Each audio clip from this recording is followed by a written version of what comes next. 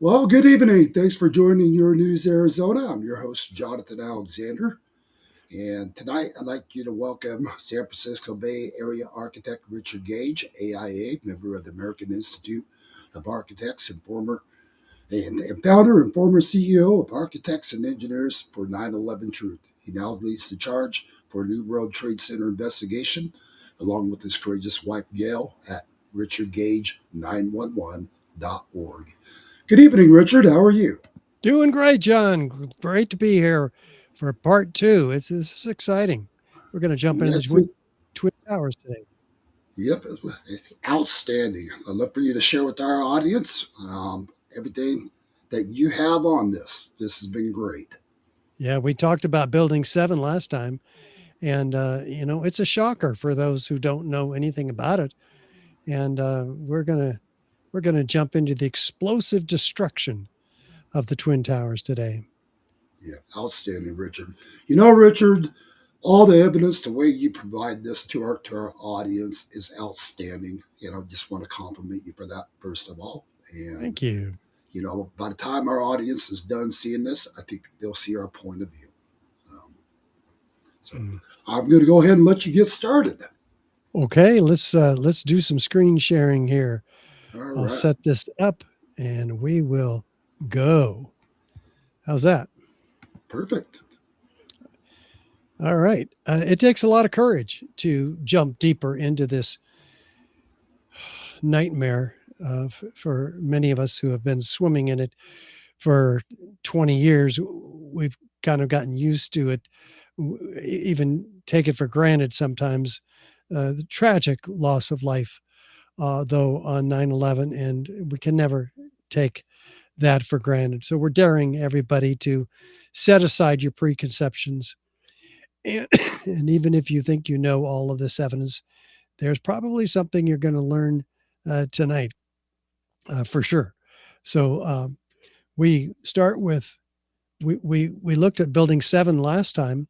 We found that it had all uh, 10 key characteristic features and some very uncharacteristic features of controlled demolition, beginning with a sudden onset of destruction, a straight down uniform progression into the building's footprint, the patterned removal of column supports, the free fall acceleration of that building, and the total dismemberment of its structural steel system, limited damage to adjacent structures, one of the features of controlled demolitions, witnesses that hear and see explosions, the pyroclastic like clouds of pulverized concrete and molten steel and evidence of extreme heat we're going to be looking at in part three. This is just part two that we're looking at today. So you're going to want to see part three for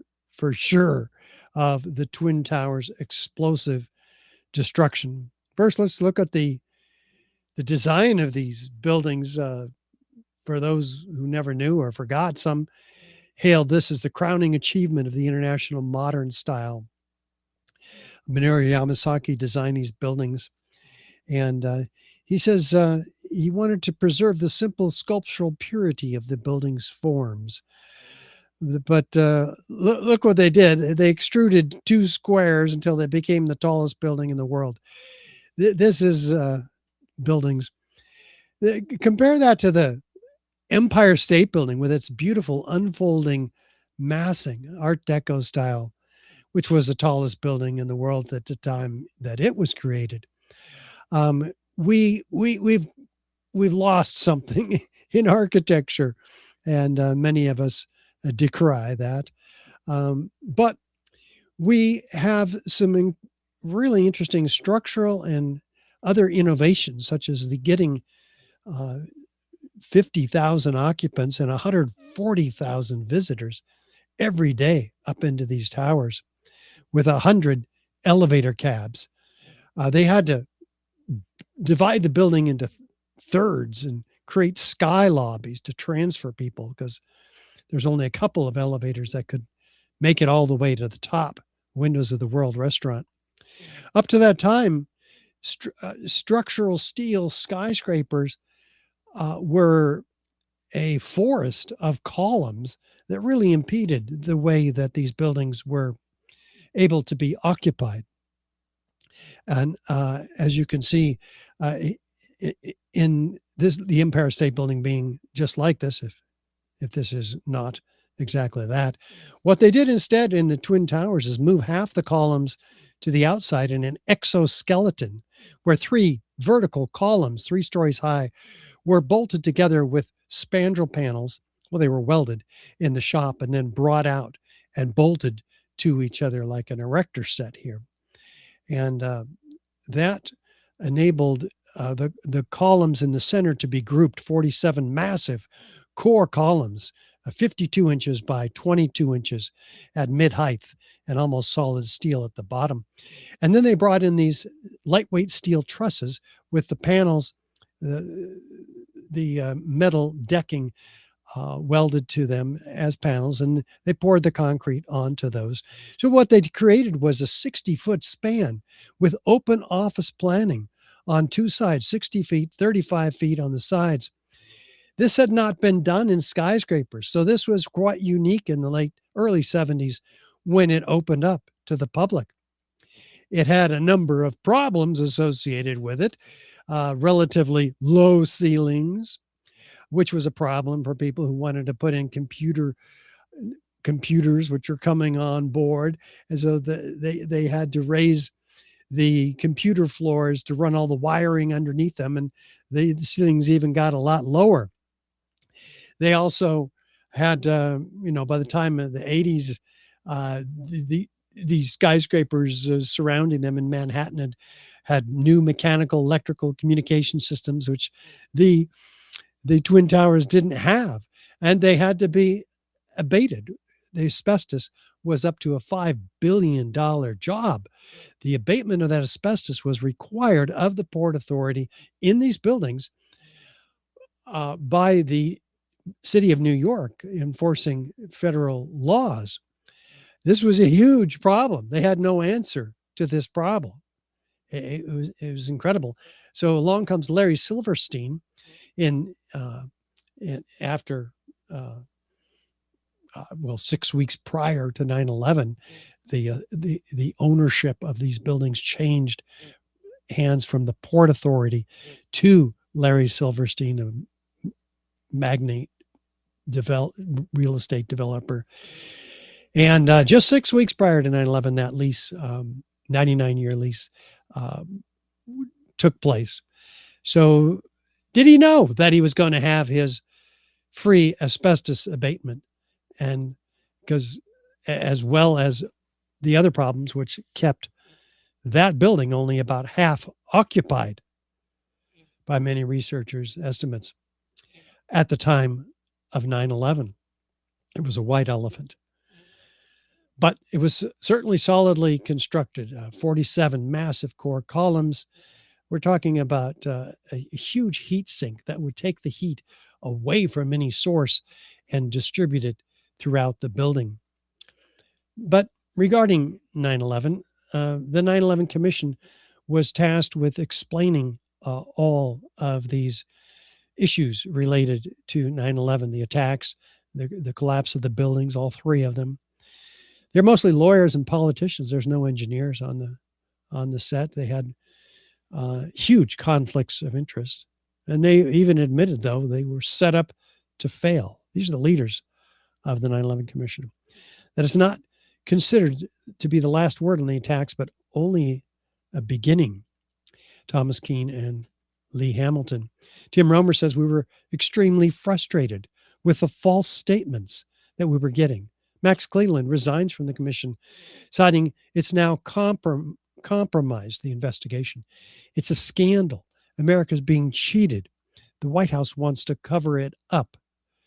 It's the commission's own attorney, John Farmer, says, I was shocked at how different the truth was from the way it was described. There was an agreement not to tell the truth.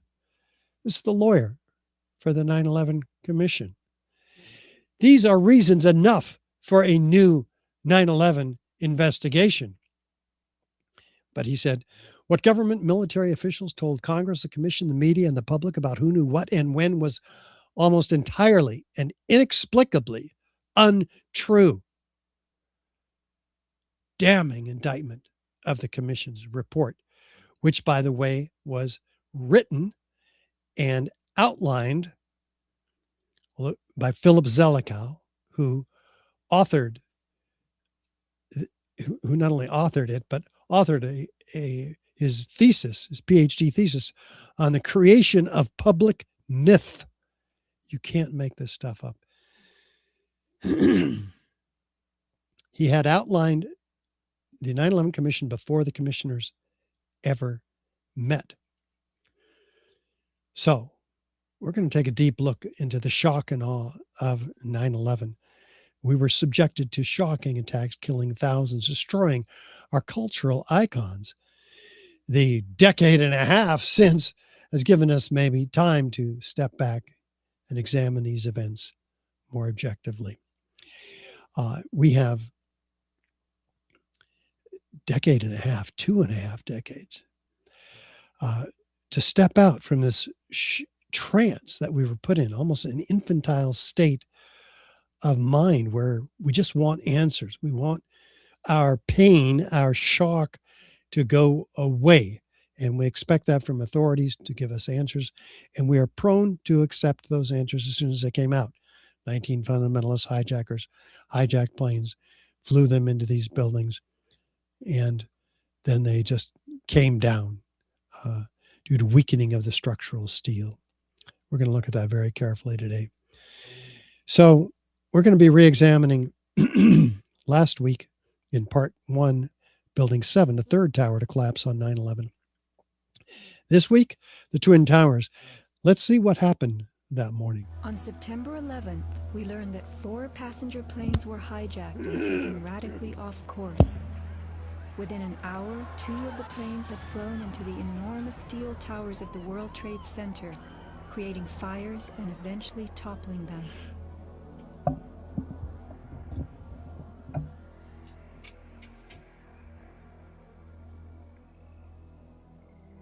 Dazed by the news, the American public soon believed the fires in the towers had burned so hot they caused the steel frames of the buildings to give way.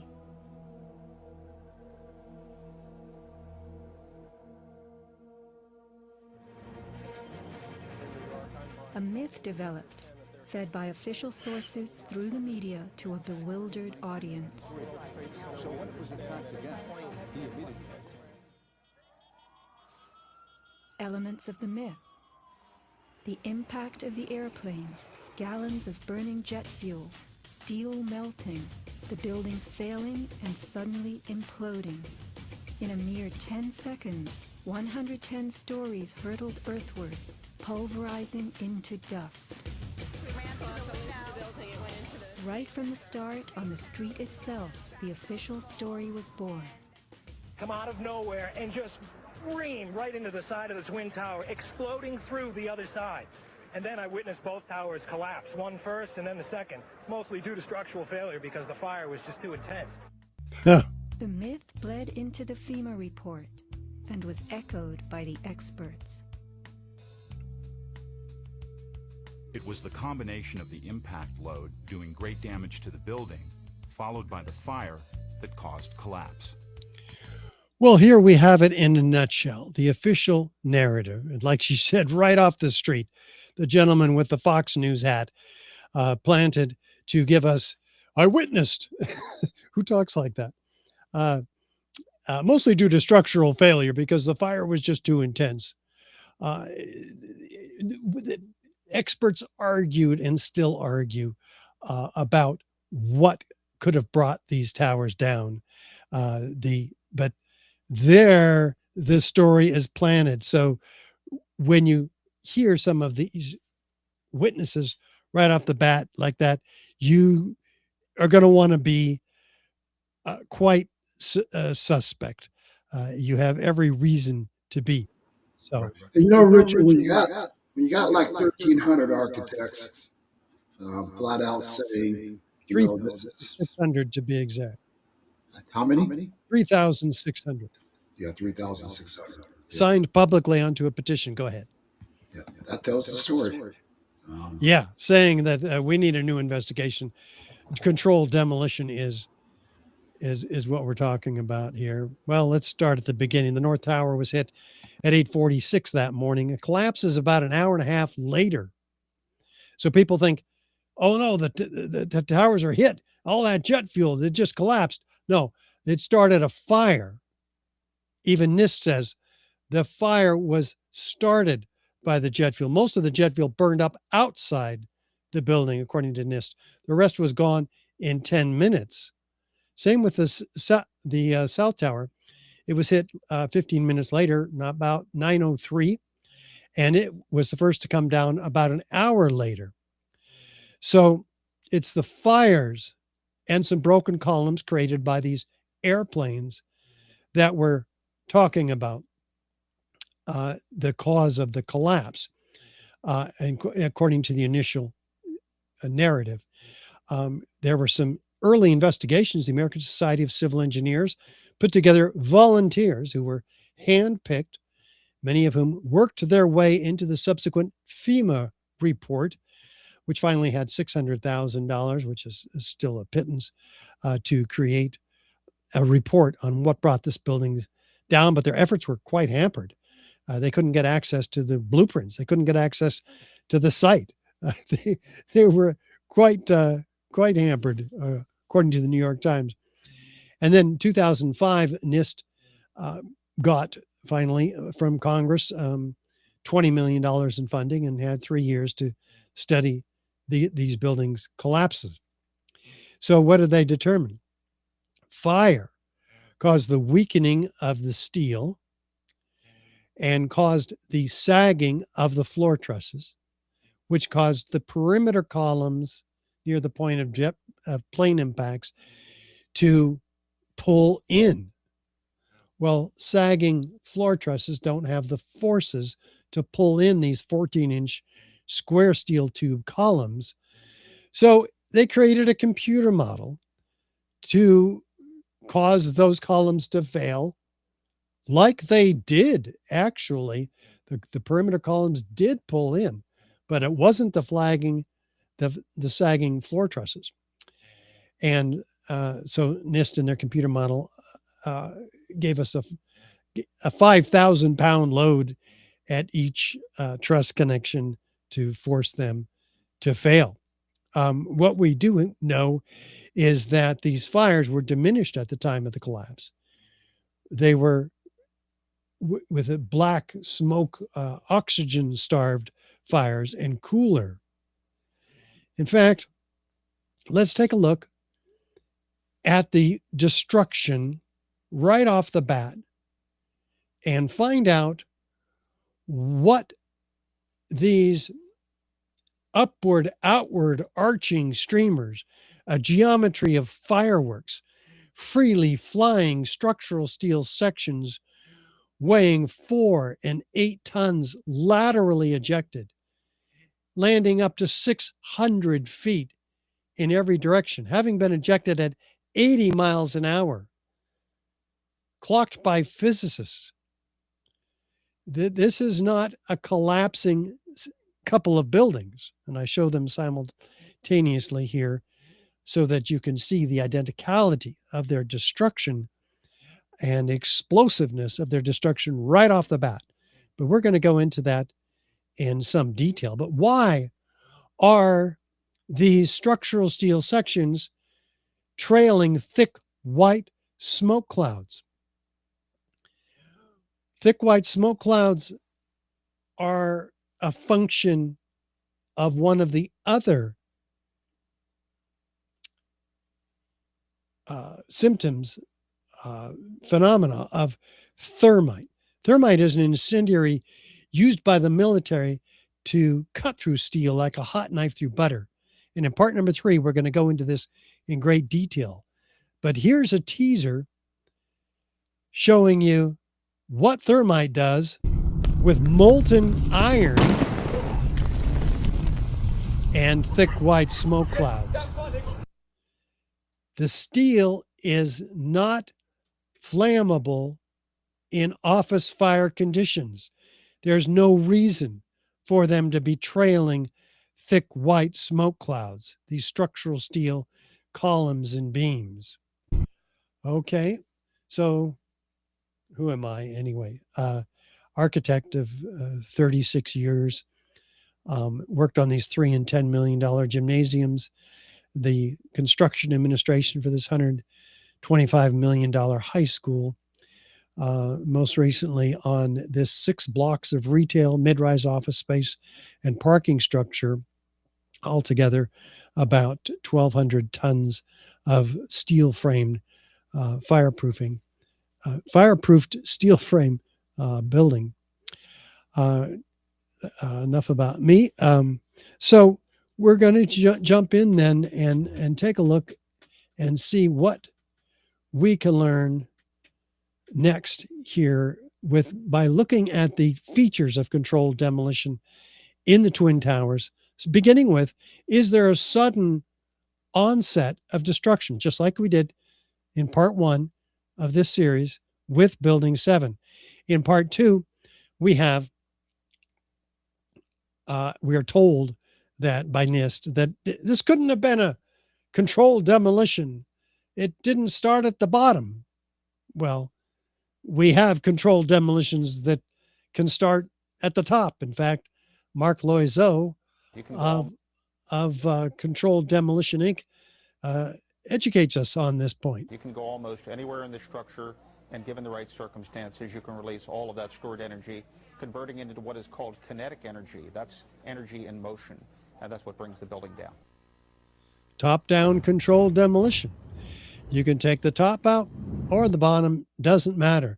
Let's look and see what we have at the North Tower right off the bat. We're told that this is a progressive collapse, but if it were that, we would see a jolt, a hesitation upon impact of the cold, hard steel below. But that's not what we see. It's descending smoothly straight through that maximum point of resistance. Same thing at the South Tower. There's no hesitation, no resistance from that steel below that's not on fire. It just starts, it's at rest, and all of a sudden it's in uniform downward motion.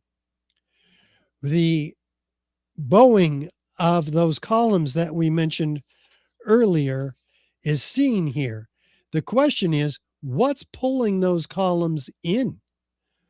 Well, it turns out not to be sagging floor trusses, according to the official narrative.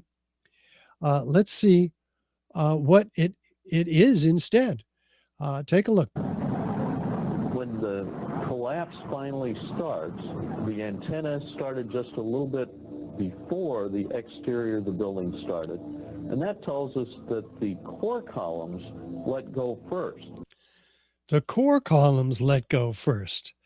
Well, that's in complete opposition to the NIST theory that came up after FEMA. This is the first report, the FEMA report, and they say, and they document very clearly, in fact, you can see here, the antenna does go down, back to, forward to, back to, forward to. That's actually quite a distance, several yards. That antenna is huge, altogether over 400 feet tall. So if the antenna comes down first, what does that tell us? That the antenna sits on what? The hat truss. The hat truss sits on what? The core columns. So the core columns must have failed first, and then the hat truss and the antenna on top descend. So what could pull in the perimeter columns? Well, the core columns are, the core of the building is one point of attachment of these interior floor panels. They in turn pull, in this crude animation, on the perimeter columns, and that's what's pulling them down. What does that mean, though? What could cause the downward motion of the core columns? Well, we're gonna see that, but it becomes very clear with the evidence of explosives that we're going to be looking at that that's what happened. Now, NIST claims that the upper block drove the rest of the building down to the ground and then destroyed itself. This is called the crush down, crush up theory. It suffers from Newton's third law of motion quite severely. This was put forth as by Zdeněk Bezant in his very obfuscated paper that was submitted just 2 days after 9/11. The rest of us are freaked out, right? We're going, well, what happened? Who did this to us? When's the next attack coming? Not this guy. He's busy in his den preparing the paper that became the theoretical basis for NIST's column failure theory. And it has many problems. Indeed, there's an equal and opposite destructive force when two bodies collide. Take a Mack truck and a Volkswagen, run them into each other, right? Does the Volkswagen destroy the Mack truck? No. Does it matter if we drop the Volkswagen onto the Mack truck? No. The lightest part of a structure cannot possibly destroy the cold, hard, heavier, intact steel below, which is much heavier. On the top is composed of lighter I-beams like you see on top here, and the bottom composed of these heavy beams. In fact, you can see that in this video as we descend down the building, the beams get heavier until halfway. It's 52 inches by 22 inches, almost 2 inches thick. And then they get thicker and thicker and thicker as you go down, almost solid steel at the base. So how is the Volkswagen going to destroy this cold, hard, heavier steel? It's just simply not. So we're going to examine now this pile driver and see if the Volkswagen at the top is indeed driving the rest of the building down to the ground. I'll make it easier for you. Look at the lower red line at the point of plane impacts. Is that top part driving the rest of the building down, or is it destroying itself or being destroyed by some force? Indeed, it's telescoping in on itself. It's not driving down the rest of the building. In fact, none of the photos, none of the videos show a top part driving the rest of the building down. It's been destroyed like you just saw in the first 3 seconds. If it were intact, it would have destroyed these few remaining core columns standing 900 feet in the air for about a dozen seconds, and then they collapse, and through the smoke that is smoldering still on them, they don't disappear, they don't turn to dust. What you're seeing is them descending frame by frame. You can see the top of that descending through the smoke. Now, does it really look like a collapse? I mean, just think about this, people. We've got what looks more like a volcanic eruption. In fact, which is which? You tell me. With upward, outward, arching streamers, a geometry of fireworks, freely flying structural steel sections, and solid molten objects. Why are they molten? Why are they trailing thick white smoke clouds? Looks more like, yes, it's on the right, the volcanic eruption, but it's hard to tell. This is the analogy for the destruction of this building, not a typical controlled demolition like Building 7 was. Well, actually, in the first 3 seconds, we saw that it looked exactly like a controlled demolition. But after that, you have this incredible phenomena, more indicative of a volcanic eruption. Now, this is not the crush down, crush up theory. That's proven to be a lie. What we have here is outward exploding after the downward 3-second destruction of the top. It's gone. Then we have outward exploding out away from these core columns that remain, and then they come down. So we've been fed a narrative that's absolutely false by NIST in their report, where their objectives tasked to them by Congress in this $20 million effort is to determine how and why World Trade Center 1, 2, and 7 collapsed. But they had their own objective, and it's hidden on footnote 13 on page 82 of their report. The focus of the investigation was on the sequence of events from the instant of aircraft impact to the initiation of collapse. What? For brevity in this report, the sequence was referred to as the probable collapse sequence. It doesn't actually include the structural behavior of the tower after the conditions for collapse initiation were reached. Hey, What? Richard, Yeah. how long did that take for that to collapse from top to bottom? It depends how you count it. Some say 12 seconds, some say 25, depending on that last section. Right.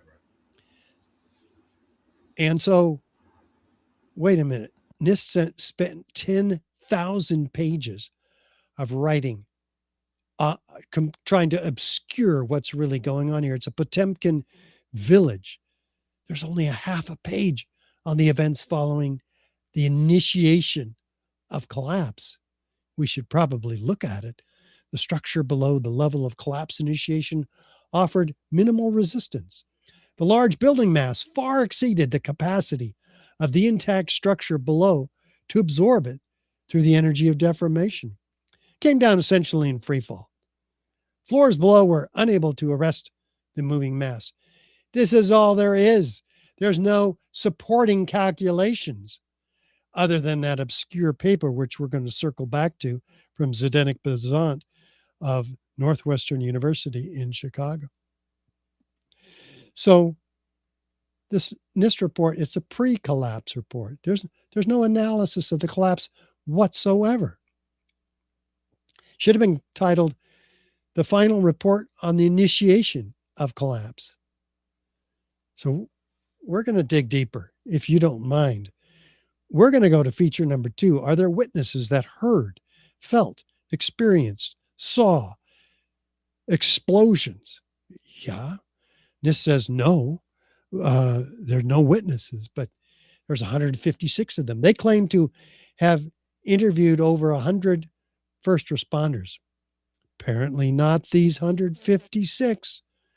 They were orally recorded by their fire commissioner, and we didn't get this information until August of 2005. 4 years after 9/11. And finally, the New York Court State of Appeals forced the city to reveal this information in a FOIA by the New York Times. Well, guess what? All of these witnesses are on the New York Times website today. You can read them. Professor Graham McQueen did. And he's the one who found all of these witnesses of explosions. You felt the ground shake. You could see the towers sway. And then it just came down. Again and again, you're going to hear the specific order of events. They're seeing something. They're feeling something. They're hearing something. Before, quite often, before the towers even come down. All of a sudden, the ground just started shaking. Felt like a train running under my feet. The next thing we know, we look up and the tower is collapsing. It shook my bones. Shortly before the first tower came down, I remember feeling the ground shaking. Heard a terrible noise. And then debris just started flying everywhere. I saw flash, flash, flash at the lower level of the building. You know, like when they demolish a building, What are they talking about? Let's take a look at the North Tower on the right, a known controlled demolition on the left. Is there any similarity in the first 3 seconds? Is there enough similarity to warrant an investigation into the possible use of explosives, especially since fire, the official cause of this building's collapse, has never in history brought down a steel frame, fire-protected structure, as we detailed in part 1 of this series on Your News Arizona. No, they relegated this to a set of very frequently asked questions by the public, by engineers, by architects. And they just simply say, we do not support the controlled demolition theory. The collapse initiated in the impact and fire floors of the World Trade Center and nowhere else. In other words, it wasn't a bottom-down controlled demolition, so it couldn't have been a controlled demolition. Bottom up. Video evidence, well, we saw that you can have top-down controlled demolition, didn't we? Video evidence also showed unambiguously that the collapse progressed from the top to the bottom. Okay. Any blast explosions in the region below the impact and fire floors as the top building sections. This found no corroborating evidence, and we're giving you all kinds of evidence today and in part 3 for alternative hypotheses suggesting that the Twin Towers were brought down by controlled demolition using explosives. Well, listen to this one. This captain. With each popping sound, initially an orange, and then a red flash came out of the building. Then it would just go all around the building on both sides. Saw a number of brief light sources being emitted from inside the building, between floors 10 and 15. He saw about 6 of these flashes, accompanied by a crackling sound, before the tower collapsed. I saw low-level flashes. I saw flash, flash, flash, and then it looked like the building came down. An explosion appeared at the very top. Simultaneously, from all 4 sides, materials shot out horizontally, and then there seemed to be a momentary delay before you could see the beginning of the collapse. How specific does this expert witness, Chief Crothers, need to be? There was an explosion in the South Tower, one floor under another. When it hit about the 5th floor, I figured it was a bomb because it looked like a synchronized, deliberate kind of thing. It seemed like on television, when they blow up these buildings, it seemed like it was going all the way around, like a belt, all these explosions.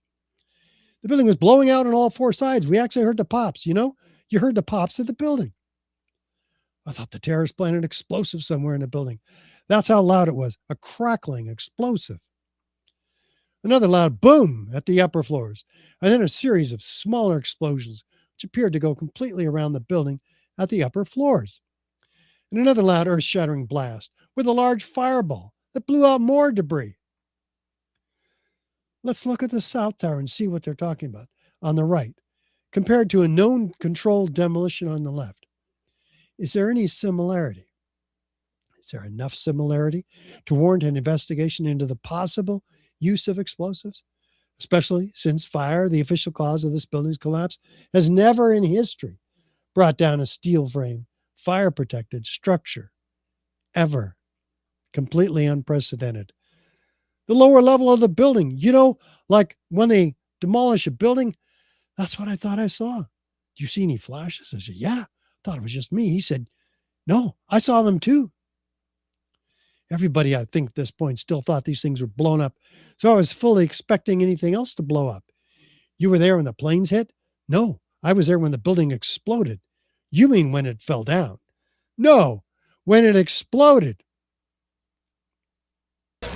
As we were getting our gear on and making our way to the stairway, there was a heavy-duty explosion. The whole building just collapsed on us inside the lobby. Was that a secondary explosion? Yes, it was. That was the planet, probably. Yeah, definitely a secondary explosion. I heard a second explosion and another rumble. An hour later than that, we had that big explosion from much, much lower. It just went ba-boom. It was like a bomb went off. and another explosion came right from it, just everyone flying. There were numerous secondary explosions taking place in that building. There were continuous explosions. No, the first explosion, and there was a second explosion in the same building. There were two explosions. Okay. Federal agencies that were down there do believe that there was some sort of explosive device somewhere else besides the planes hitting. There was another explosion that took place in one of the towers here. So obviously, according to his theory, he thinks that there were actually devices that were planted in the building. There was a secondary explosion, probably a device either planted before or on the aircraft that did not explode until an hour later. Then it was those secondary explosions and then the subsequent collapses. That the FBI most likely thinks that there was a car or truck packed with explosives underneath the buildings, which also exploded at the same time and brought both of them down. Now that's the first time we're hearing that. So 2 planes and explosives that were in the building, is that correct? That is the working theory at this point. That is A huge explosion now waiting to bring on all of us. It sounded like gunfire, you know, bang, bang, bang, bang, bang, and then all of a sudden 3 big explosions. About 50 consecutive bangs, and it fell down like a waterfall. And we heard the noise associated with an implosion. We heard a very loud blast, an explosion. We looked up, and the building literally began to collapse before us. We heard a loud explosion, and at that point, Building 2 was collapsing. At that point, we heard a large boom. You know, I looked up and just saw the building coming at us. Do you know if it was an explosion or if it was a building collapse? To me, it sounded like an explosion. There was another major explosion. The building itself, literally the top of it came down.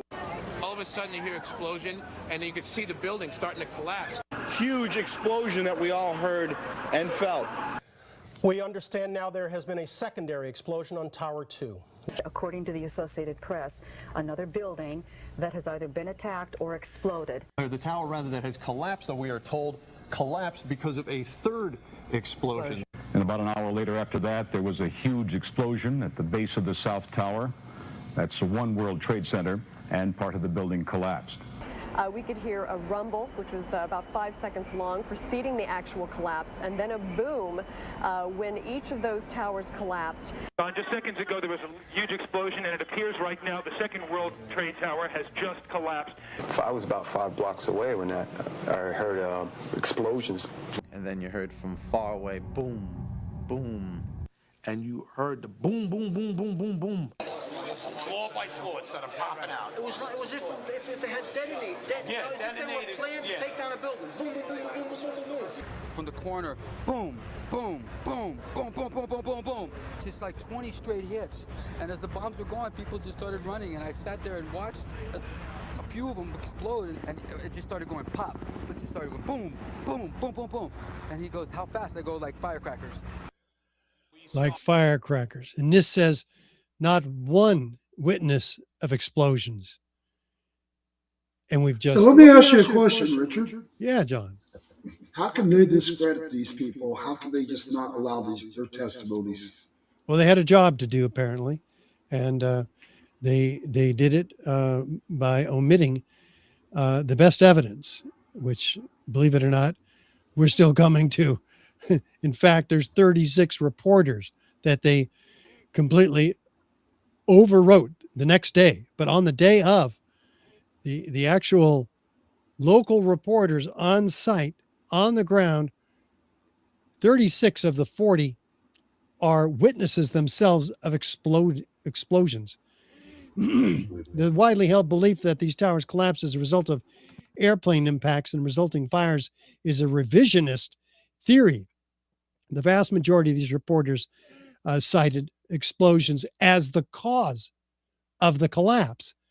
Most people have no idea because the story changed. In fact, Fire Marshal John Coyle and Chris Fenyo explicitly support this finding. I thought it was exploding, actually, he said. That's what I thought for hours afterward. Everybody, I think, at this point, still thought these things were blown up. So there's a debate that began after this, and it got taken over. But Graham McQueen and Ted Walter, their research, listening to 70 hours of reporting, original coverage that day, found the 3 categories of on-the-ground reporting. They were eyewitnesses, they were narrative, and they were source-based reporting. And here are the witnesses. But as I was looking up, I saw the entire explosion. It looked exactly like the first two, but we certainly had the most perfect vantage point for that explosion. It was unbelievable. And there has just been a huge explosion. We can see a billowing smoke rising, and I'll tell you that I can't see that second tower.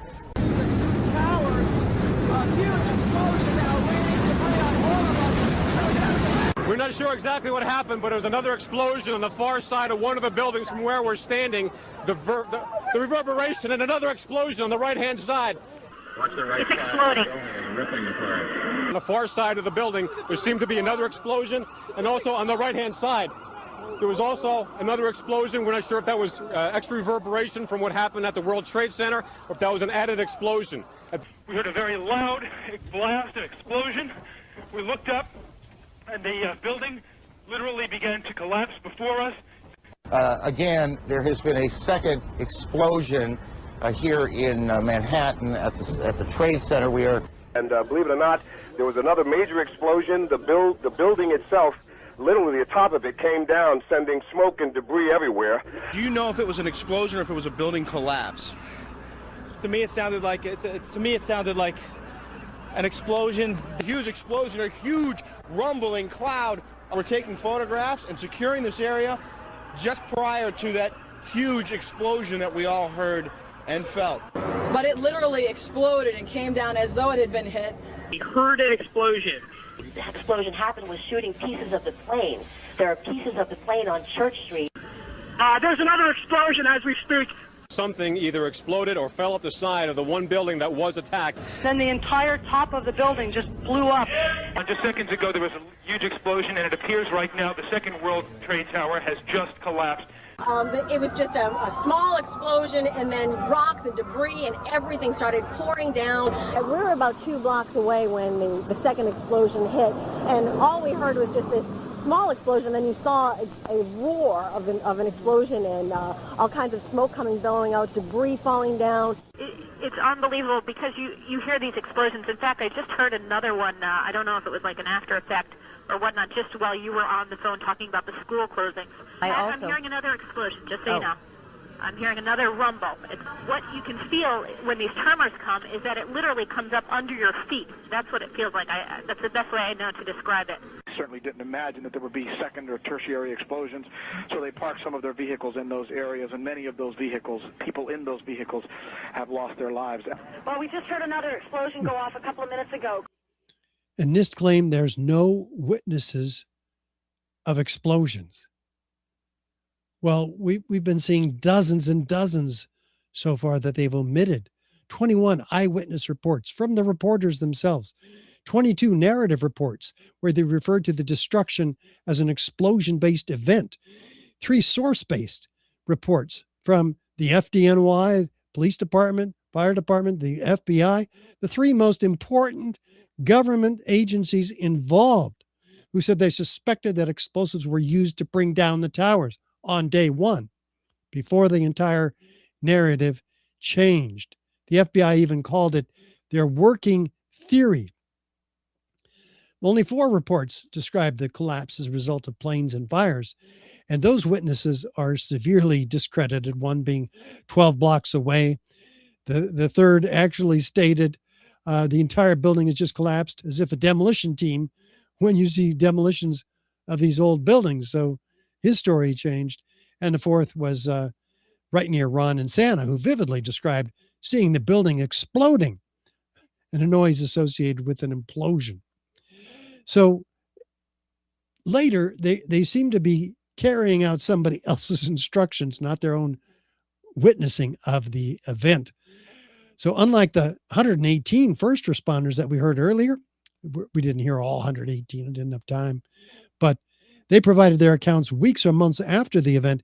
It was the job of the reporters to spontaneously communicate their perception and interpretation of these events. Thus, when their reporting is compiled into one record, we're left with a rich and largely unfiltered collective account of what really took place. Considered alongside the FDNY oral histories, these reporters' statements constitute strong corroborating evidence that explosives were used to destroy the towers. So the hypothesis of explosions was not only prevalent among reporters, but clearly the dominant hypothesis on day one. The 21 instances of eyewitness reporting, all of which contain spontaneous descriptions of the phenomena reporters witnessed, also strongly corroborate the overwhelming scientific evidence, which you're seeing in part 2 and 3 of this series with Your News Arizona, that explosives were used to destroy the towers. So there's more research for them to do. And how did this story change overnight? How did they hijack the mainstream media hijack the story? Well, there's other explosive witnesses that they have tried to hijack as well. The Palisades, New York, Lamont Doherty Earth Observatory was a witness. They got seismic events 20 miles north of the World Trade Center. In fact, at the North Tower, we had a 0.9 magnitude event associated with the plane impacts. So they say. And at the time of plane impacts on the South Tower, the plane impact, there was a 0.7 magnitude event. So they said, oh, that's because of the plane. Well, that makes sense until you really look at the data, which we're going to do. So we have at 8:46 a seismic event. Well, guess what? The plane doesn't impact until 14 seconds later. So how can the plane cause the seismic event 14 seconds earlier? Doesn't happen, right? Not going to happen. But NIST says, oh, we looked at the videos and we don't trust the ground-based, the NTSB-based radar that the 9/11 Commission relied on. We think we know when the plane really hit by looking at the videos. And so we think the plane hit it 10 seconds earlier. It just made it up. And so they're still off by, 4 seconds. So what do? They go back to Lamont Doherty Earth Observatory, Columbia University, who runs it, and get them to reanalyze their signals and move the event back in time 3 seconds. So now they're close enough to get away with calling the plane impact the cause of the seismic signals. Well, let's look at the South Tower. The plane impact occurs at 9:02 and 54 seconds. The seismic event. The plane doesn't impact in this case till 17 seconds later. So once again, what does NIST do? They say, well, we looked at, we don't trust the NTSB radar, which is accurate, by the way, to within 1 second.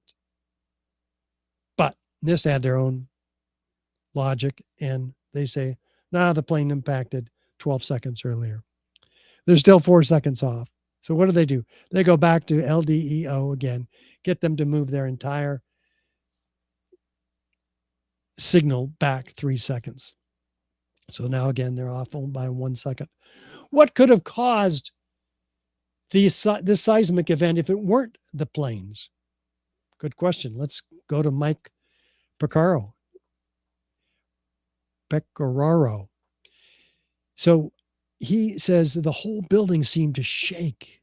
This is early on. There was a loud explosion before the plane hit. The two arrived at the sea level. They found that the machine shop was gone. There's nothing there but rubble. We're talking about a 50-ton hydraulic press, gone. The two made their way to the parking garage, found it too, gone. The parking garage. Before the plane hit, steel and concrete fire door that weighed 300 pounds, wrinkled up like a piece of aluminum foil, lying on the floor. There's no explosions in the basement of the building caused by these events, theoretically, according to the official narrative. But listen. I think a bomb went off in the lobby first, then a plane hit the building. The bomb hit the lobby first, and a couple of seconds in the first plane hit. And one of the janitors, Willie Rodriguez, who is very vivid in what he recalls and has been discussing for 20 years, 25 years. On 9/11, I came in late. I went straight to the basement, and I was there with my supervisor, Anthony Saltalamacchia, and 14 other people. When we hear at 8:46, an explosion that went boom, very loud, pushed us upwards. When they pushed us upwards, all the walls cracked, the false ceiling fell on top of us, the sprinkler system got activated. Everybody started screaming in horror because we didn't know what happened. And the first thing that comes to my mind is that a generator just blew up on the mechanical room. The mechanical room was located right below us. The building has 6 sub-levels of basement, B1, B2, all the way down to B6. I was on B1. The explosion came from between B2 and B3. That's how we felt it. Now, I work in the building, Carlos, for 20 years. I will know exactly the difference between an explosion coming from the bottom and one coming from the top. This one came from the bottom and prior to the plane hitting the tower. Now, when I went to verbalize it, because everybody's screaming in horror and in total despair at that moment, when I went to verbalize it, we hear, this is 6 to 7 seconds after the initial explosion. And it was the impact. It sounded like an impact all the way on the top of the building, and then an explosion. And a person comes running into the office saying, explosion, explosion, hands extended, burned 33% of his body, all the skin hanging from under his armpits, peeled off, all the way to the top of the fingertips, and missing pieces of his face. And I said, what are you doing? And you know, what happened? This guy was Felipe David, a black guy that I never met before from Honduras, who worked actually filling up those vending machines with supplies, soda, candies, etc. And he was burned 33% of his body from that first explosion. So let's look at an expert in applied geophysics, the author of more than 50 published peer-reviewed papers, André Rousseau from France. What does he say about this early seismic signal before the planes even hit the building? He says the frequency of the Raleigh waves attributed by LDEO to the impact were on the order of only 1 hertz, a cycle per second. But aircraft crash impacts have much higher frequencies, above 10 hertz, and often around 100 hertz. These frequencies were filtered out by the 0.6 to 5 hertz bandpass filters used by LDEO. In other words, their equipment couldn't even detect that if they wanted to. The range of the instruments doesn't allow for recording such waves. The seismic equipment is designed to detect seismic events like earthquakes and explosions around 1 hertz. Okay, this is very helpful. What else? The actual waves generated by the crash had to have been deadened even before hitting the ground. This is like a flagpole in the building. It flexes. It's not going to transmit seismic signals 20 miles north. Okay, let's look at the actual collapse of the building, because near the time of the collapse of the building, there were seismic signals also. 2.1 magnitude event in the South Tower, 2.3 magnitude event in the North Tower. So they attributed those to the building collapse. But let's look at the timing once again. The event occurs at 10:28 and 31 seconds. The tower starts descending about 9 seconds before that. And the first debris doesn't hit the ground until a second after that, but that's not the heaviest debris. The heaviest debris hits the ground about 4 seconds later. So about 5 seconds later, the heavy debris hits the ground. How can that cause the seismic signal 5 seconds earlier? It can't, but NIST says it can. They get LDEO to move their entire set of signals back again 3 seconds. We don't have access to this report. It's hidden. It's a black box. We don't know what that prompted them. But we have to ask ourselves, well, what could have generated seismic signals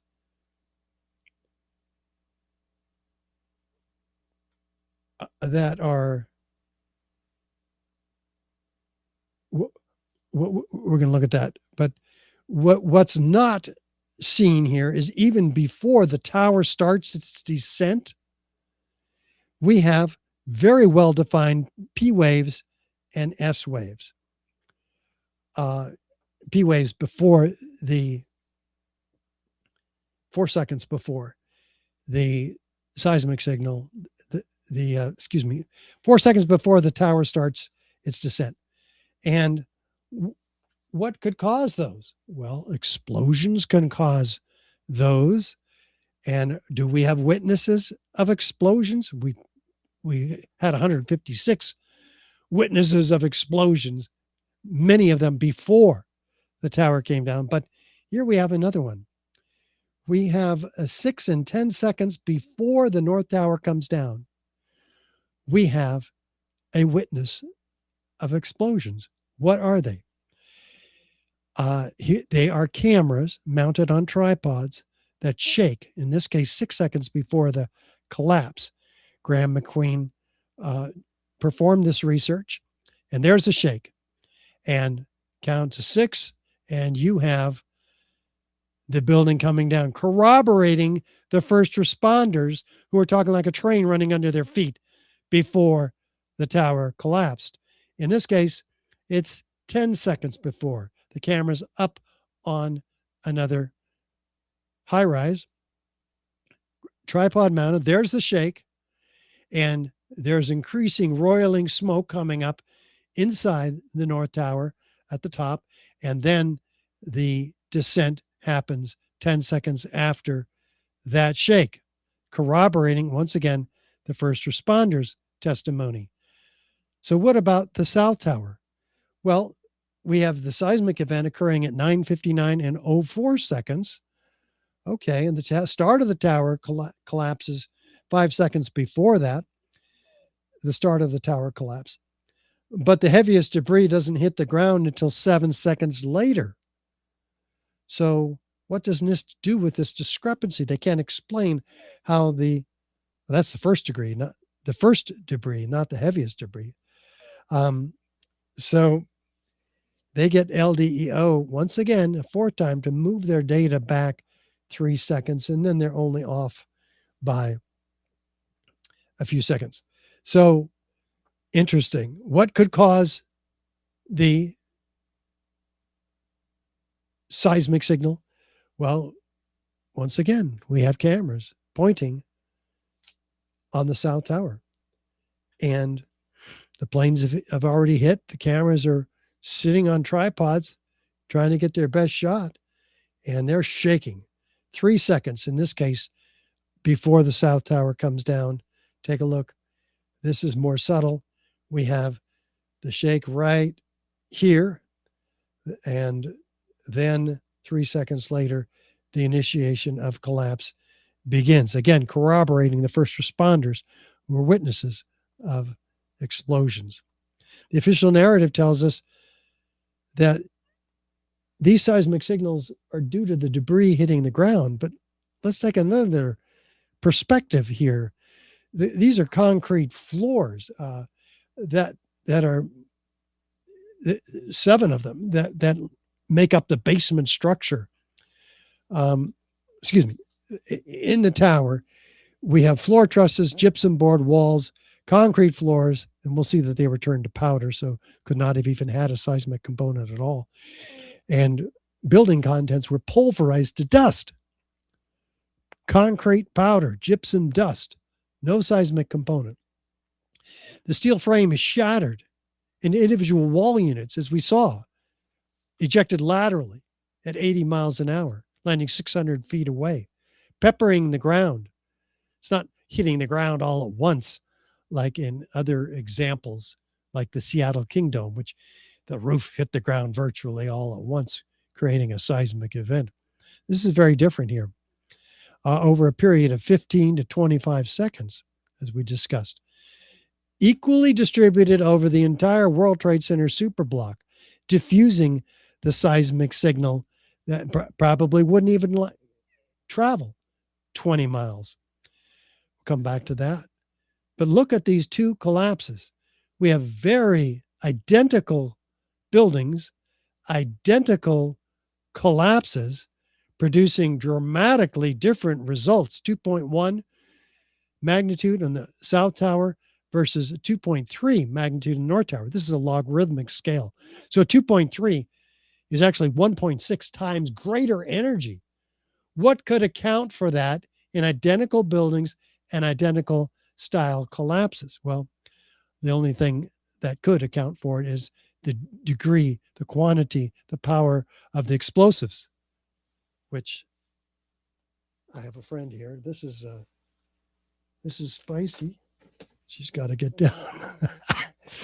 So we have Andre Rousseau saying identical buildings and collapses can't possibly produce seismic events of extremely different energy releases on an order of magnitude.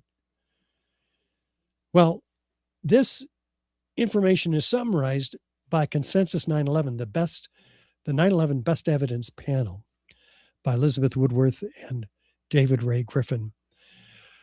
You can see this at consensus911.org. It's point TT7. Why did the Twin Towers collapse? The seismic evidence. Take a look at that. And that's in the book 9/11 Unmasked also. So we've got to look at feature number 3. Is there a straight down symmetrical progression outside the footprint? In this case, very different than building 7, which was inside its own footprint. Take a look. The South Tower actually begins to lean over. In fact, it's leaning over 20 degrees. So we have asymmetrical loading on the structure below by this part of the building that's falling off the building. We have asymmetrical damage from the fires, asymmetrical damage from the planes.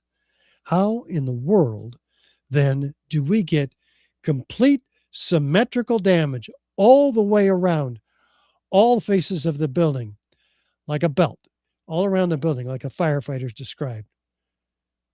It makes no sense, given what's going on asymmetrically up above.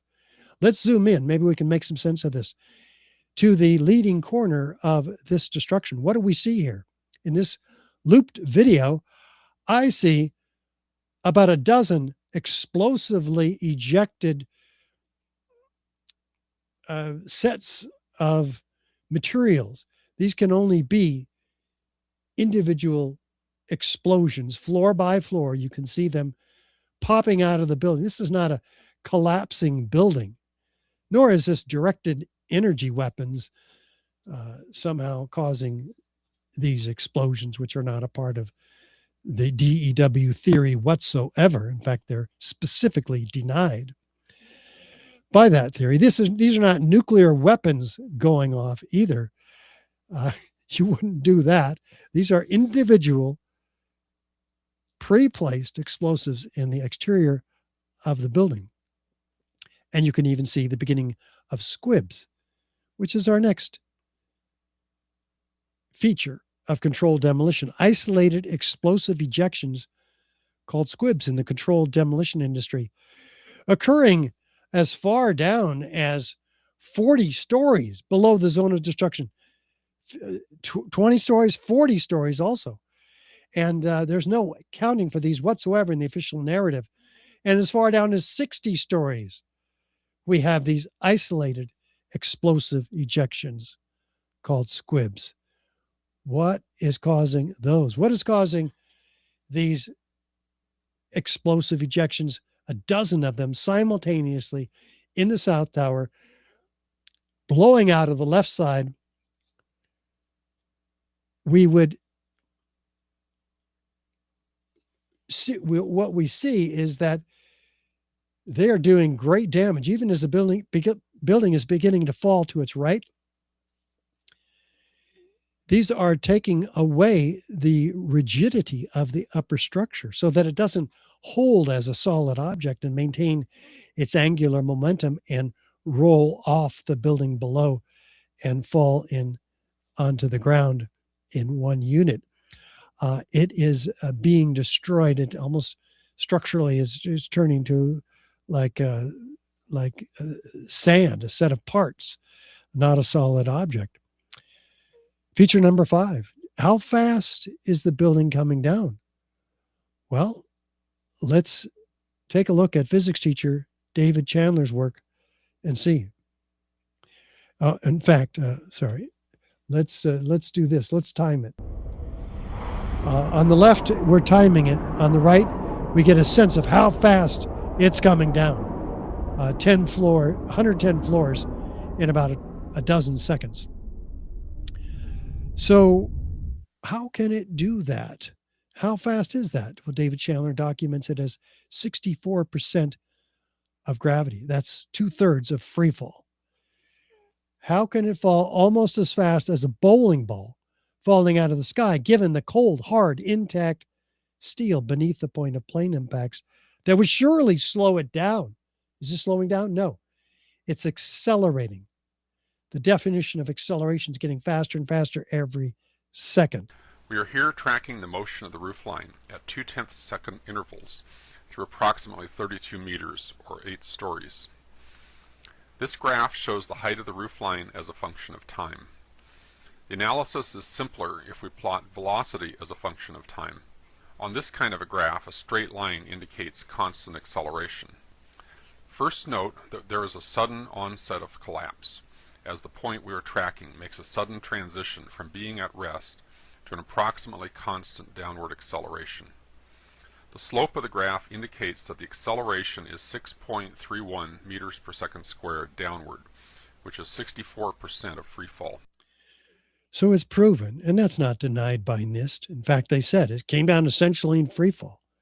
Well, they don't acknowledge what happened to these massive columns.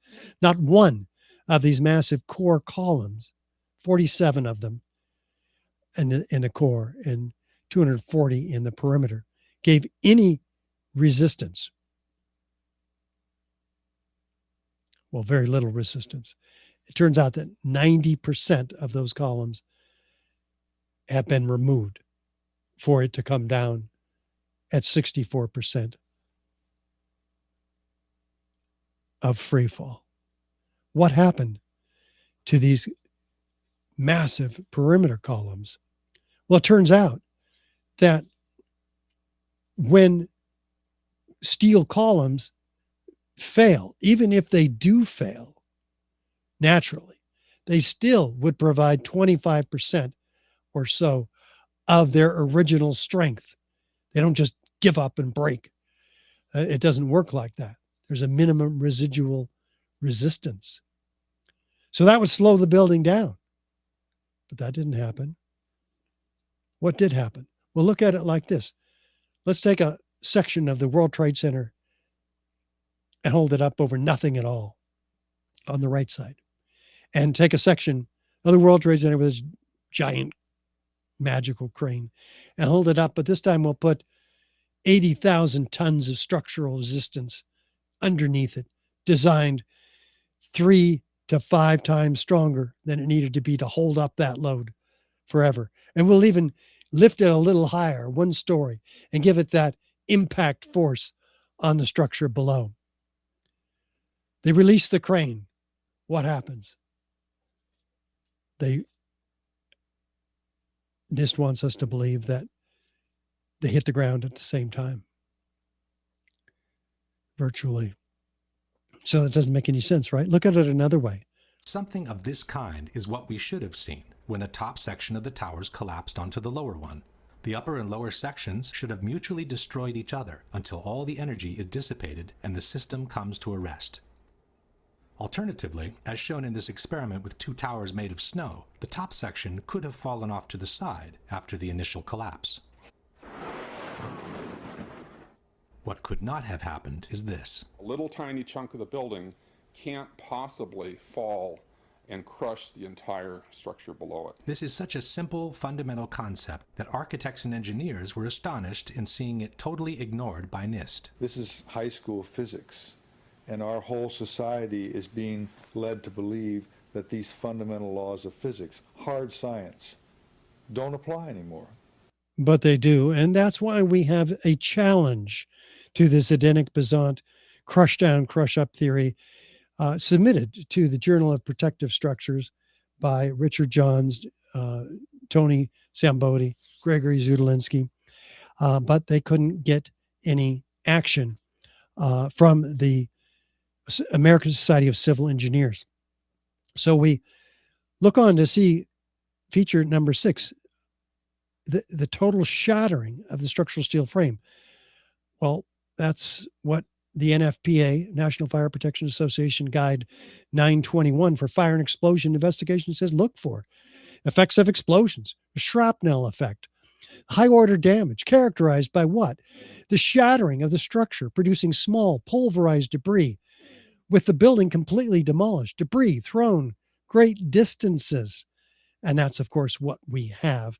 Steel thrown great distances up to 1,400 foot diameter around each of the towers. The steel frame is completely shattered, broken up into its 37.5 foot lengths in the case of the core columns, ready for loading and shipment.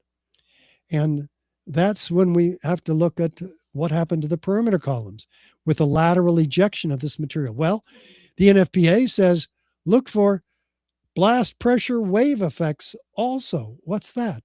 Heavy structural steel pieces freely flying, impaling themselves into skyscrapers all around the World Trade Center, destroying the Winter Garden 600 feet away, destroying the... Hey, Richard?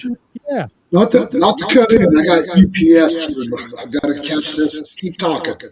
Okay. The Deutsche Bank building destroyed. And these are those sections. Look at the gentlemen climbing on these perimeter wall sections. They're mammoth. They're heavy. They're 4 and 8 ton, depending on where they are in the building. And they are ejected laterally at 80 miles an hour, landing up to 600 feet. The speed of them are clocked by physicists. Here's one about to land on building 7. Wait a minute. Back to, forward to, back to. What's going on here? Out. How does gravity work? Down. What's going on here?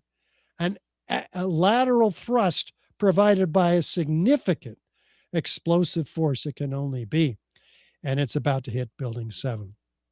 Trailed by what? Thick white smoke clouds. Part 3 is going to be all about what can cause and what did cause those thick white smoke clouds trailing these objects in 12 to 1,400 foot diameter all around the World Trade Center. And how much thrust did it take to get them to where they landed? Girders weighing several tons were found 600 feet from the base of the North Tower. How fast they were ejected depends on where they originated. If they came from high in the building, they were thrown outward at about 50 miles per hour. If they came from lower down, the speed had to be even greater. Gravity alone cannot account for such high lateral ejection speeds. No, we'll talk about what can. Using special software, we can analyze motion on video clips frame by frame. I have placed markers on each frame so we can track a particular projectile. From the markers, we can get a data table and plot various graphs. The data here shows that the object we were tracking was shot horizontally at over 70 miles per hour. The energy needed to hurl a 4-ton girder at this speed is comparable to the energy needed to hurl a 200-pound cannonball 3 miles. And there are a lot of these structural steel sections, hundreds and hundreds of them. In fact, if 100,000 tons of steel framing is distributed outside, well outside the footprint of these towers, think about it. What's crushing the building? They can't crush the building. This is a third of the weight of the building that's not even available to crush it if they're found 200 to 600 feet outside the structure, right? What's crushing the building? Maybe it's the concrete. In fact, we're looking for about 110 floors of concrete, each an acre in size. Lightweight steel trusses supporting metal decking on which is poured the concrete, 4 and 8 inches thick, each an acre in size. We should find 110 of them at the bottom of the pile. We don't find 50. We don't find 10. We don't find 1 acre size floor panel system. We don't find a half an acre, a quarter acre, a 16th of an acre. Where is all the concrete? In a real gravitational collapse, like in the Myanmar earthquake, this 33-story building in Bangkok, there's pancakes. In fact, the height of that stack is about 7 stories. Look at the people in the lower right. You can see how high it is. And that was just a 33-story building. The Twin Towers were 110 stories. We should have seen 3 times the height of this pile in the Bangkok earthquake. Where's the concrete? It's not down at the bottom. Oh, there it is. Pulverized in midair. 90,000 tons of concrete, each building pulverized. All the photos and videos show exactly that. What can pulverize concrete in midair? Well, high energy explosives can, and heat can apparently too.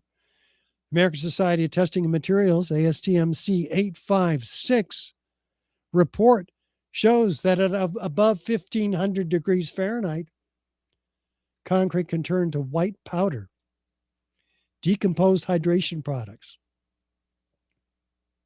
Well, we have with thermite, as you'll see in part 3 of this series, 3,000 and 4,000 degrees. This is documented by Fire Safety Journal too. 2,200 degrees. Concrete specimens subject to a temperature. That temperature were completely decomposed. So if it's not high energy explosives, it could be heat. It could be the combination of the two. All the photos, all the videos show that. To 90 to 100 micron particles, average size, like baby powder. And the concrete covers lower Manhattan in a 3-inch thick pile, a blanket of concrete powder and gypsum board. Girders weighing several tons. So Governor Pataki says everything is pulverized. Where's the concrete? By the way, the concrete is 1/3 of the weight of the building also, like the steel was. Where is, if the concrete is pulverized and distributed laterally across lower Manhattan, could it have been available to crush the building? No. It's not crushing the building, and it's certainly not providing any seismic impact as powder. No, this crush down, crush up theory was a lie. And that lie was submitted to the American Society of Civil Engineers, Journal of Engineering and Mechanics, just 2 days after 9/11. And it used all of the weight of that concrete and all of the weight of that steel and multiplied it times 2 in a fraudulent effort to document that the top part could crush the lower part, but he had to do something else.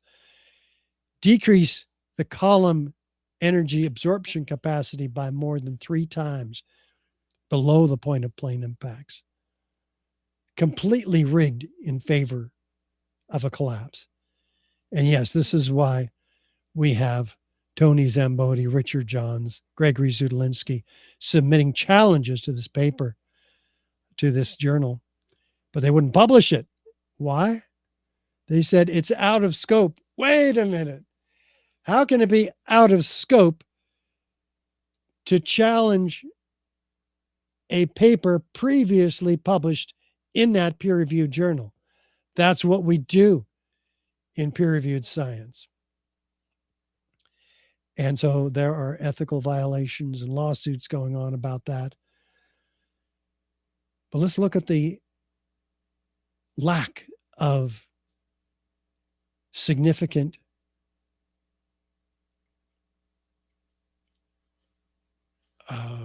components in the debris, like file cabinets. There must have been 10,000 file cabinets. This is the only one they could find. And it was in the basement. It survived. It's an ice cream store.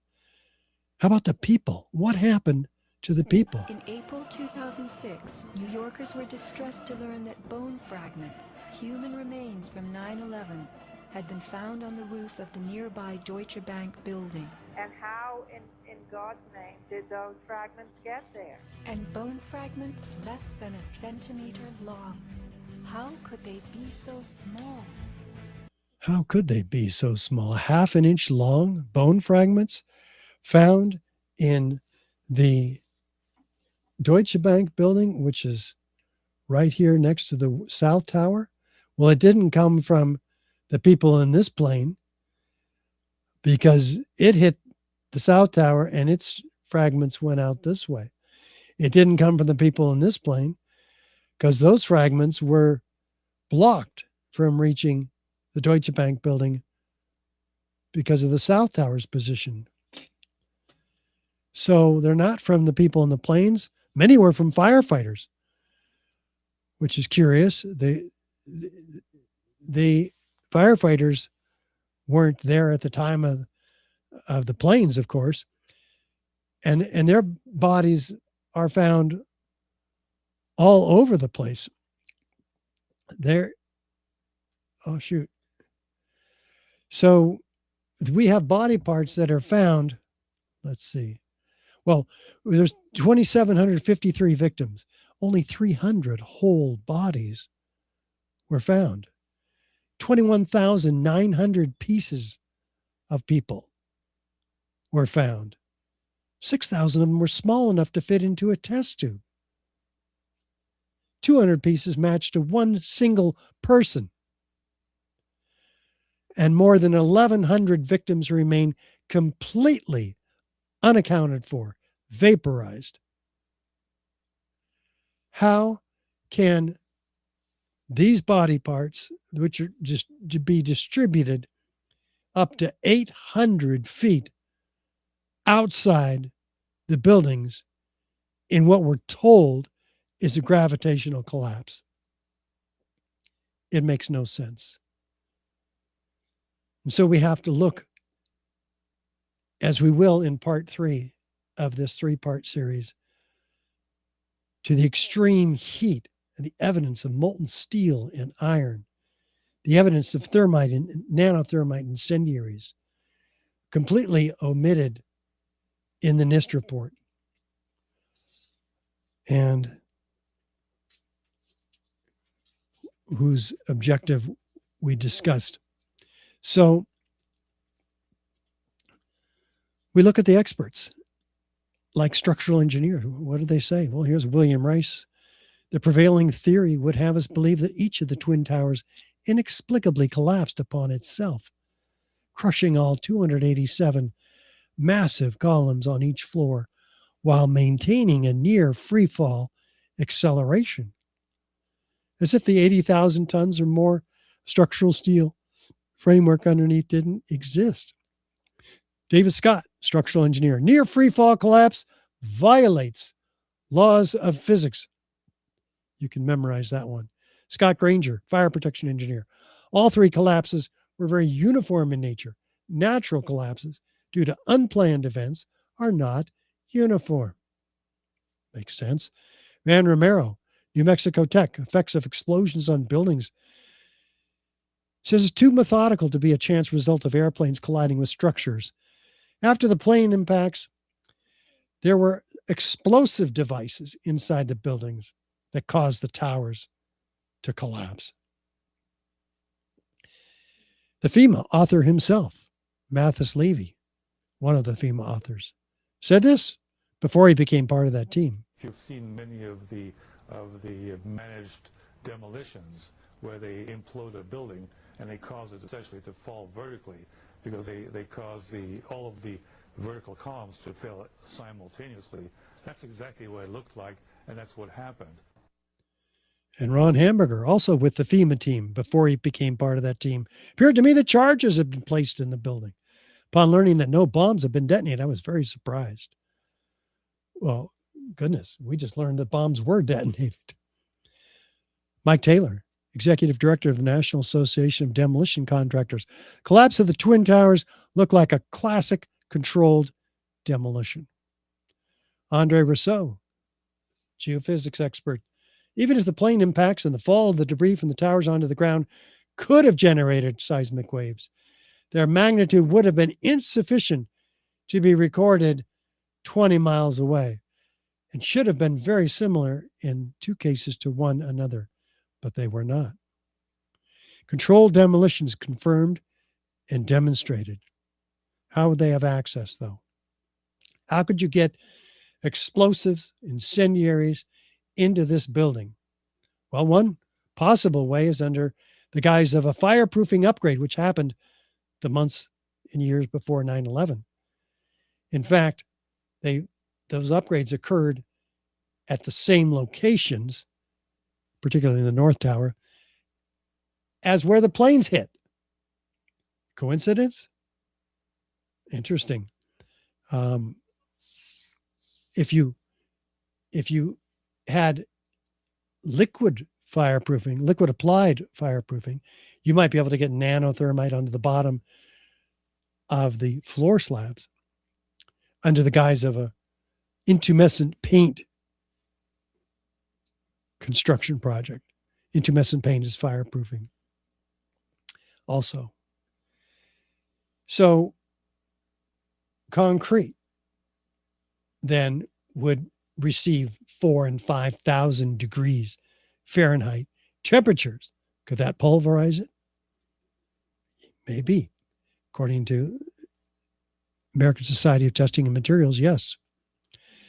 We have the core columns easily accessible if the elevator modernization project was going on, and it was documented here in Elevator World, March 2001. The 9 months prior to 9/11, we have the largest one elevator modernization in the world going on. But they'd have to get through 2 inches of gypsum board. Well, that's on every floor or so. That's a very dusty process. If you've ever worked with gypsum board, there'd be dust everywhere because the elevator columns and beams, the core columns and beams are immediately adjacent to all the elevators. That's just the way it works out. Listen to Scott Forbes, Fiduciary Trust Senior Database Administrator. It was probably the week leading up to 9/11. Every morning I'd come in around 7 a.m. and the dust was incredible. It was filthy. It was like the cleaners weren't cleaning.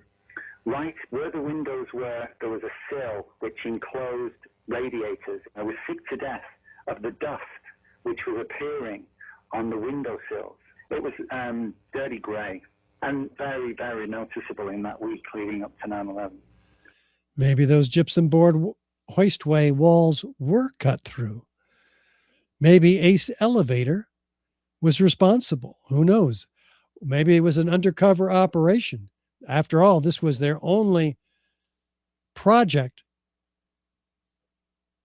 coming out of nowhere to get this contract away from Otis Elevator, who had installed and had been maintaining these elevators up to the time of this elevator modernization.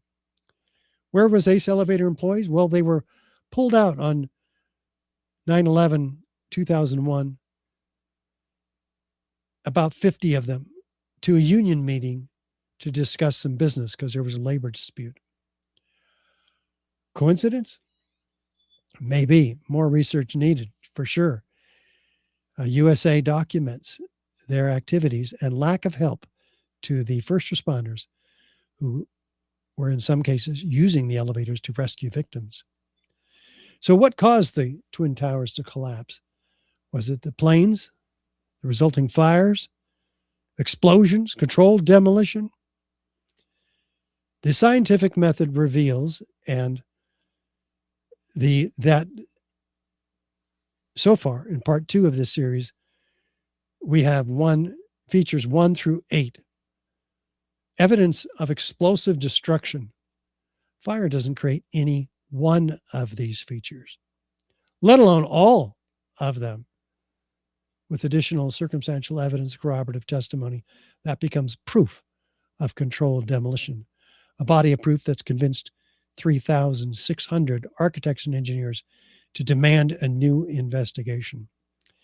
And as we showed you the trailer to our ongoing series, 9/11 Crime Scene to Courtroom, we are bringing these experts to the grand jury in this film series, taking the hard evidence of 9/11 crimes to court. Right here at 911c2c.org, you can see all 5 episodes that we've created so far. We have about 6 or 7 to go. So join us in that effort. By the way, you can co-produce this film for a donation of $500. You can keep our editor working on it, and you'll be listed as an executive producer. Join us. We need you. But we do have documentaries that have been developed. 9/11 Explosive Evidence Experts Speak Out. The 15-minute documentary on Building 7 narrated by actor Ed Asner, and the Building 7 effort to challenge NIST by the University of Alaska, saying that the building could not have come down by fire, Building 7. And we have all of this information outlined on a brochure, which you can download and print for free. Give to every architect and engineer you can find. Buy 100 of them in our store. Because we've got to get to the bottom of this story. We have a $14 trillion war, the longest war in U.S. history in Afghanistan. $8 trillion in the post 9/11 wars altogether. The consequences of this manipulation have spread through with the loss of our civil liberties, the torture policy, homeland security, the emerging as a police state, America. Any of us can be arrested without a right to a lawyer, a trial, a jury. We can be tortured and even assassinated. We've murdered 2 million people in Afghanistan and Iraq. We've murdered 3,000 of our own citizens and more. And more than that have died as a result of the pollution released with the asbestos and other pollutants when the Twin Towers came down. So the truth about 9/11 is essential. Where do you draw your line in the sand? Do you just put your head in it and wait for the next 9/11?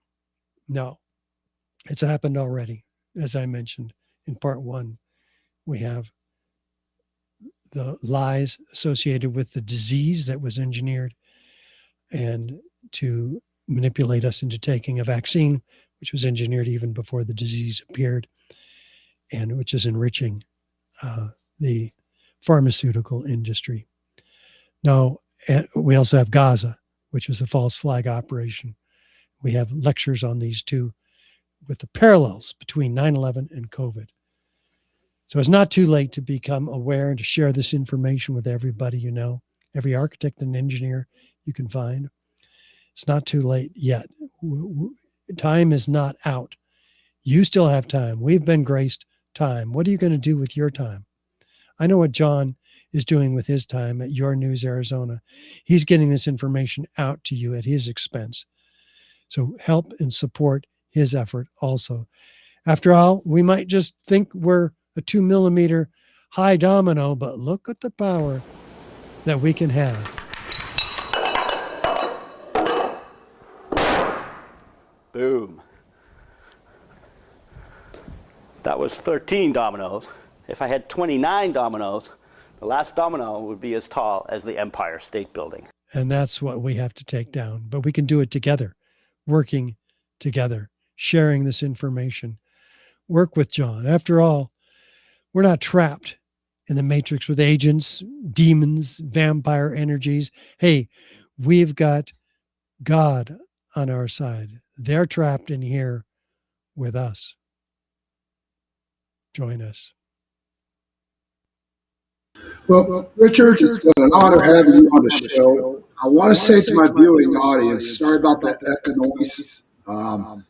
I've done like 8 or 9 broadcasts today without it. So somehow our 2 studios, I think, are conflicting with some kind of an echo noise in the background. Now, I didn't notice, John. That doesn't mean it didn't happen. Yeah. Well, my viewing audience is telling me about it. Oh, okay. And they can hear it like the last broadcast when I'm talking.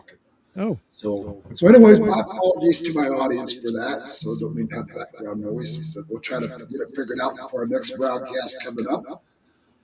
But you sound crystal clear, by the way. Oh, good. So I don't know if it's some kind of a monitor or something that might be interfering. I'm not sure yet.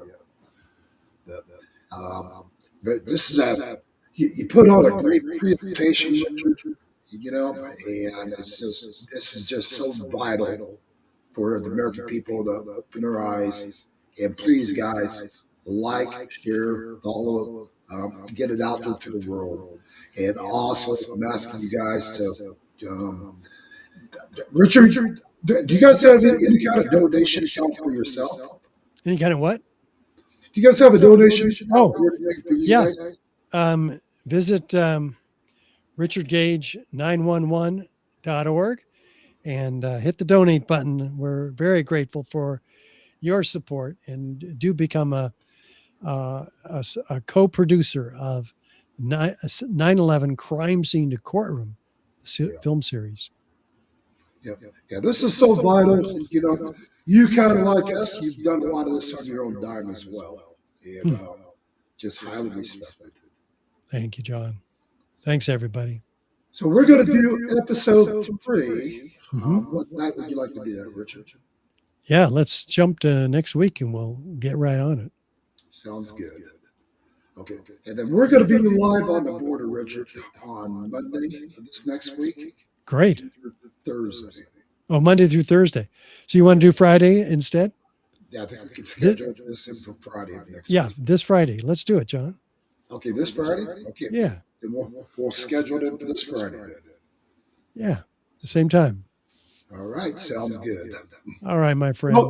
Well, guys, appreciate you guys tuning into Your News Arizona tonight, and we'll be live again tomorrow at 7 p.m. Mountain Time, 6 Pacific, and hope you guys can tune in with us there. So, all right, and anything else you'd like to say, Richard? Nope. Don't sit on this information. Do something. John brought it to you for a reason. What was that reason, John? To get this shit out there to the world. This, the evidence is here, folks. That's right. It's clear as day what took place. That's right. It's good versus evil. It's what I call murder of American people. That's right. It's got to be stopped. And it's got to be stopped.